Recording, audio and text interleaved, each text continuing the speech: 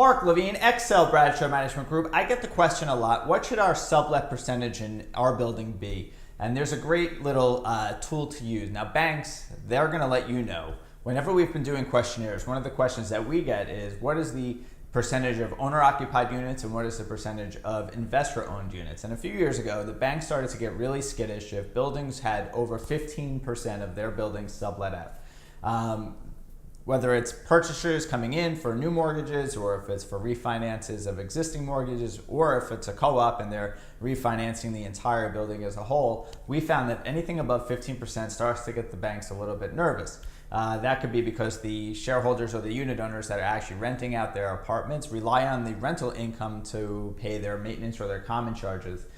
So if they run into an issue where the sublet fails to pay their rent, then the building may run into an issue of collecting the maintenance or the common charges. So that's something to look out for. So there's a few different ways that you could go about instituting a harder line on sublets. If you're still interested in having sublets in your building, you can always say, we're not doing any more sublets. All 100% have to be basically unit owner owned, and that doesn't obviously count for holders of unsold shares or sponsors in the co-op. So one thing that you could do is you could limit it to an amount of years. One building that I have does for 3 out of every 5 years you could sublet.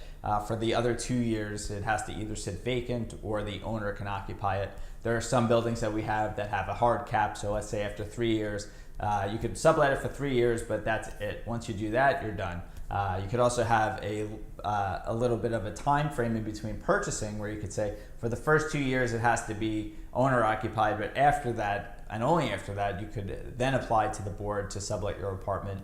Or you could have a fee scale, and that could be based on common charges, it could be based on your maintenance, a percentage of those, or it could be a per share basis. Let's say it's a dollar per share. I'm just giving examples. $1 per share for the first year, $3 per share for the second year, $7 per share for the third year, and it gets a little more onerous. And obviously these shareholders or these unit owners are making money theoretically off of the rental income, and we would think that the rental income is going to be above their carrying costs for the apartment. So a lot of boards, even if they're not instituting a ban or trying to limit, if they're way under the limit, they would like to collect some of those fees, because the shareholders or the unit owners that they're permitting to sublet are making money as they are investor owned. So if you keep below that 15% mark, you should be okay. That's really something to latch on to and to drill into the head of any board that we're dealing with, and we always try to make it that way, because when we're getting those questionnaires, the first thing that we're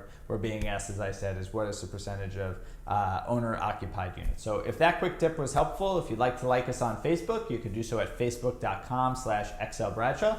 If you want to follow us on Twitter, we are at XLBradshaw. You can always email me for comments, suggestions, or tips at mblevine@ebmg.com. And I'm Mark Levine from Excel Bradshaw Management Group.